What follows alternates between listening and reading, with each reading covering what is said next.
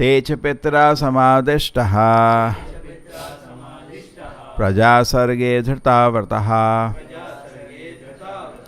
nārāyaṇa-saro jagmur yatra sva-pūrvajāḥ. In accordance with their father's order to beget children, the second group of sons also went to Nārāyaṇa-saras, the same place where their brothers had previously attained perfection by following the instruction of Narada. Undertaking great vows of austerity, the Savalāśvas remain at that holy place. It's a very, very important instruction here. The instruction is that the brahmacharya ashram has to be followed. Now today, what generally we see, many a times, even in the sense of even so-called congregation, that moment the children become, brahmachari training involves various things. One of the things is that they should control their sex life. That is the first thing in brahmacharya. Tapasa brahmacharya. Brahmacharya life does not exist without controlling sex life. That is the centerpiece. And then other thing is that they should, go for cultural reformation, samskaras, they should be trained. And that involves, visiting temples, living in a perfect Vedic setting, living at the Guru's shelter, and being trained in the Vedic literatures. But today the scenario is that something else. Parents don't want the children to be trained in this. I think maybe when they are 2-3 year old, that time, Jai karo beta, Jai karo. And after that, because the faith is very weak, when actually the child, what is doing Jai karo, start to study what it is, they get scared. Seriously nahi lene ka. This is very, very unfortunate situation of the society, where it has become such a farce. The following, the Vedic literature has become such a farce, just a show. It should not be like that. So the opportunity should be given. The both ways. Not only we give the opportunity in the sense of we give him some kind of academic education, also we should give him all the opportunity to advance spiritually. Why? Because he has in a life then to make two decisions. Either he wants to go back to Godhead or he wants to rot in this world. He has to make this decision. So at least a child should be, because that decision is his. Take care. The decision is his, but at least there should be a complete opportunity for him before he makes a decision. Just like the child is generally grown till 12th class, correct? And after that he makes a decision whether he wants to go to engineering, he wants to go to medicine, or he wants to become a chartered accountant. What are the others? He wants to become a lawyer, he wants to become an IS officer. He makes a decision. But at least he has to be brought to the platform to be mature to make a decision like that. So this is a separate issue. Whether he wants to go back to Godhead and thereby neglect so many material work, so-called material responsibilities in this world, or he wants to rot in this world. That choice he has to make. But he has to be brought to that platform so that he is mature enough to make that choice. So even though Daksha's 10,000 sons have gone away, they heard Narada. And they have gone to they never went back home. They all went to the path taken by the renunciants. They went to preach the message of Krishna consciousness on the shelter of the Acharya of the stature of Narada. They taken that choice. And now Daksha, when he again produced, in fact he was extremely sad, very pained when that happened. And then Brahma pacified him. It's fine, it's all okay. They are chanting Hare Krishna finally. What bad they are doing? So when Brahma pacified him, he again produced. And you cannot produce 1,000 children at a time. Correct? Today they say overpopulation. Prabhupada many times laughs. What they can produce? Even Dhṛta-vratāḥ produced 100 children. Correct? Hardly people have no power. They produce 1, 2, 3, mostly. Actually, it's a myth. Problem is mismanagement, not overpopulation. People don't know how to manage. Even now around the world you see total mismanagement. Total mismanagement. They have even a survey that even the 10% people in the world become vegetarian, we can feed 50 billion people in the world. What is the population of the world today? 6-7 billion. It's not overpopulation. Problem is mismanagement. Who told you to eat meat? This is known. Even by meat eaters, they know it. You know the argument? Suppose there is a land which grows food, and from that land, say, 100 people can eat. Okay. Now what do? You grow fruit there. Instead of people consuming that, you give it to the animals. Okay. When you are giving to the animals, you may produce little different animal fodder. And you eat the animal. You will eat only 10%. Only 10 people will be able to eat. You know the reason? It's very common sense. Suppose आप 100 calorie खाए, कितना calorie आप retain करेगा? Suppose you ate 1 kilo food in a day. Your weight increases 1 kilo. How much it increases? By 10%. Maximum 5-10%. That is also not why, because you're running around already exhausted. Rest is excreted out. Correct? ऐसा है क्या? हम 1 kilo खाना खाते हैं, हमारा weight 1 kilo से बढ़ता है? नहीं. Mostly nothing happens. Next day you take the weight, it is same. True? Okay, animal you take, he is growing. So we are in the growing stage is over. So okay, maximum he can retain 10%. 90% is lost. You understand this point? So when you root, you grow some crop in a land and you give it to the animals, and then you eat animals, you only 10 people are able to eat from the same piece of land. So if you just multiply, 10 times more people in the world can be fed. Common sense. If the people become vegetarian. Today, any city you go in India, some cities it is 90%. Telangana almost 100%. Who is from Telangana? Almost 99%. So people are come to the level of bliss, no discretion. They do not know it is not good for them. So then they should not speak overpopulation. One side you eat meat, why you are speaking other side overpopulation? Why do you speak? You have no sense. Agree?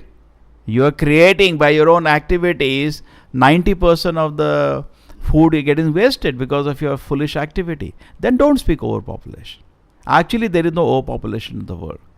Problem is mismanagement. These are all myths created by idiot political leaders. You know, there are so many myth. These are the myth. They say Vedas are myth. Vedas are not myths, sir. That's a fact. Myth are this all in this world. Mithya. There is no overpopulation. These are not a problem. Bhaktivedanta Prabhupada said, now go higher. Okay? Vegetarian, non-vegetarian, samajh aaya? These are all mithya. Kabhi bolna bhi nahi muh se. There is overpopulation. Problem is, people are eating meat. If they stop eating meat, okay, there is no problem. And then, who told you to make the nonsense political boundaries, sir? Who told you? You made these boundaries. Correct? Did God create? That's why that Sunita Williams, there was an Indian who went to the space. First thing she said, I could not see any boundaries from the space. We have created. So therefore, we create some part of the world. The government is giving incentive to produce children. Some part of the world there is, little extra population. That's you have created. Take care. And actually, the Vedic system of controlling overpopulation is not the modern day Rakshasa system, abortion and all. Vedic system is control yourself. Can you train a child to become a servant of the Lord? No, you cannot produce a child. It's not like cats and dogs. You have to be responsible. Can you stop a cycle of birth and death? Then produce a child. So here Daksha is just producing children. He has no even intent to give them Krishna consciousness. Rather, when Narada completes his job, he wants to keep them ignorant like himself.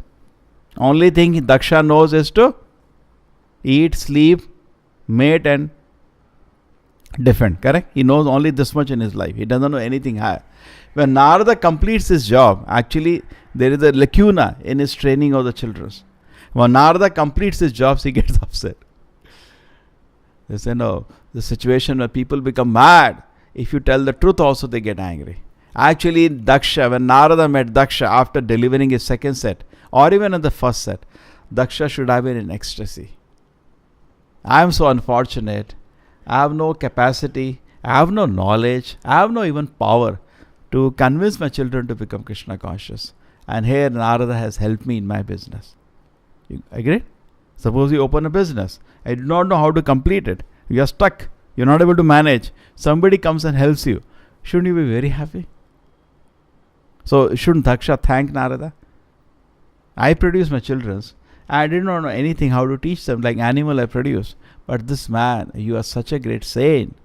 You have completed their purpose of life and sent them back to Godhead. How much he should be thankful. Yeah, right? But anyway, Daksha is in a typical role he is going to play. So Bhaktivedanta Prabhupada says something even higher. He says there is no shortage in this world. These are all myths. God's kingdom, there can be no shortage. God provides more than what you need. There is only one shortage.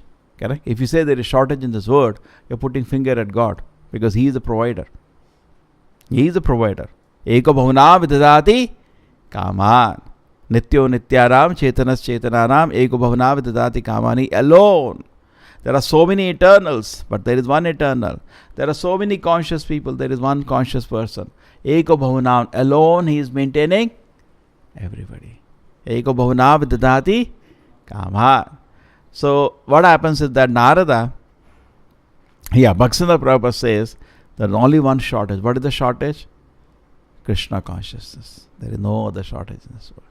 If you are Krishna conscious, Krishna will provide everything. He is providing for Vaikuntha. In Vaikuntha there are trillions of living entities. They are going to office or what? There is no office, sir. There is no office there. There is no school. There is no college. Nothing. Whole day they play with Krishna. But what is their qualification? They are fully Krishna conscious. So if you become fully Krishna conscious, that's your primary objective. The rest of the things will come. If this you give up, the rest of the thing is waste. Waste, total waste.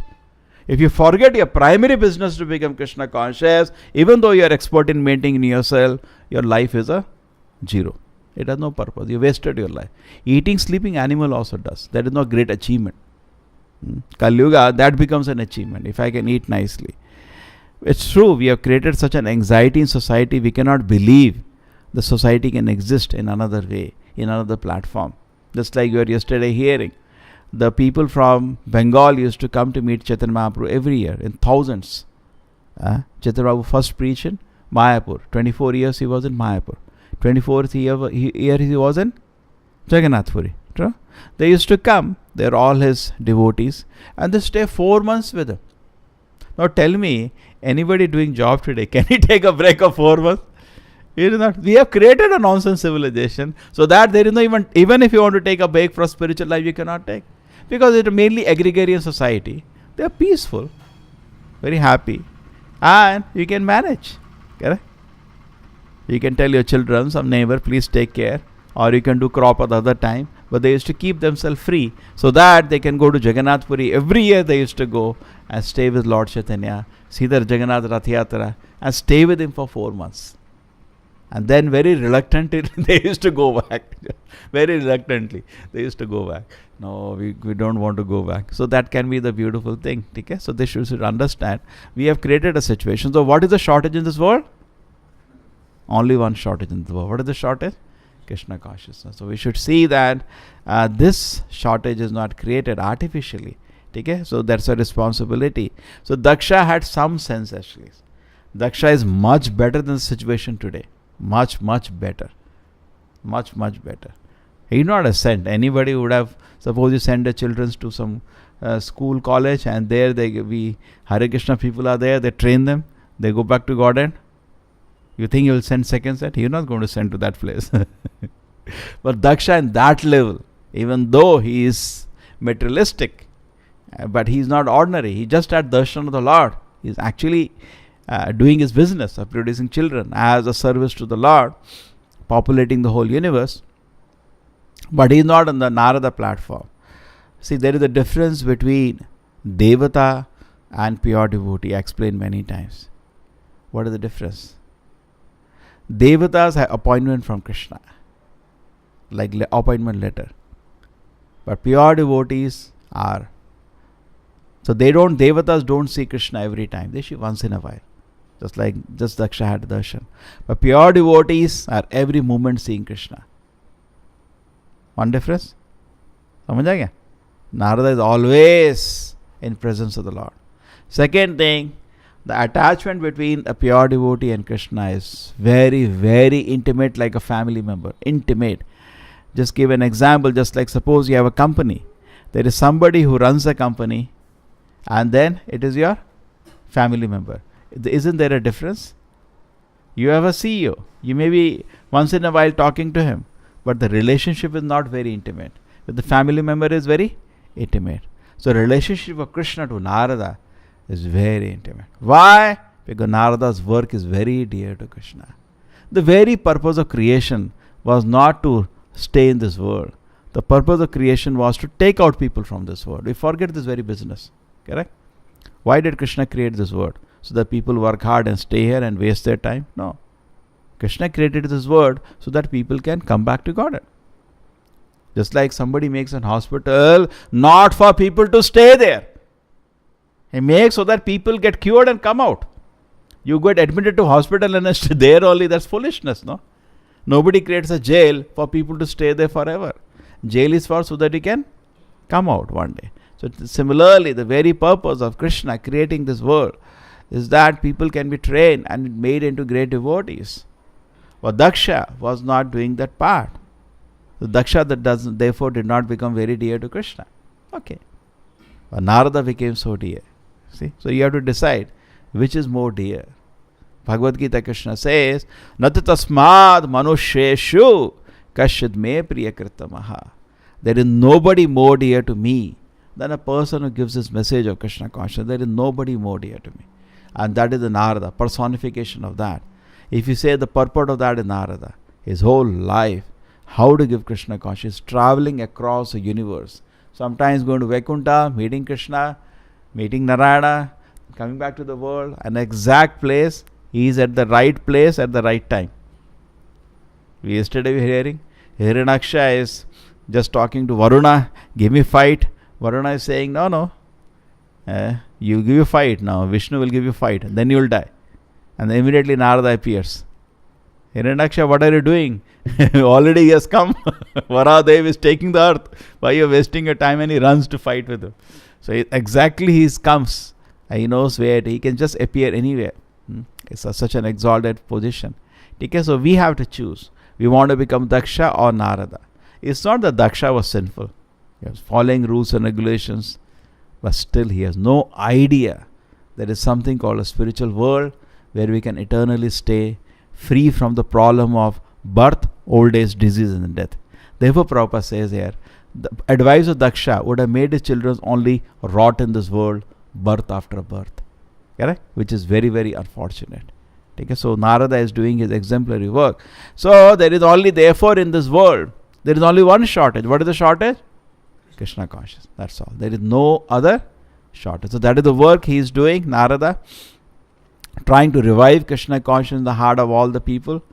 And then if the people do not become Krishna conscious, then sometimes shortage can be artificially created because the Devi, the Bhudevi, does not want to feed sinful people. That is there in the Bhagavatam. She becomes upset. Just like a jail. The prisoners inside the jail, if do not even follow the dharma, some rules and regulations are there in the jail, criminal laws. If they don't follow even criminal laws, the jailer loses interest to feed them. Because even the purpose of being jailed is not being satisfied. Correct? You may not follow paro dharma, that is Narada is giving. Paro dharma means transcendental relation. At least you have to follow some religion, some rules and regulation of a lower nature. But at least you have to do that because there is a hope you will come to Krishna consciousness by following that. But in case you do not follow even that and become rowdies, just like in jail kabhi hota na, they start fighting here, there, do tamasha in the jail. Then what happens? Army comes in. Yada yada hi dharmasya glani bhavati. Okay, so dharma glani is when happening inside the jail. Even kaitava dharma is not followed. Even lower form of religion is not followed. Then the jail head, Durga, does not want to feed the prisoners. So then there may be such scarcity in this world. Even though Krishna is willing to feed, she says, no, I am not going to feed. Okay? She is the head of this jail of the material world. Durga. Okay? Srila Prabhupada ki, Srimad Bhagavatam ki.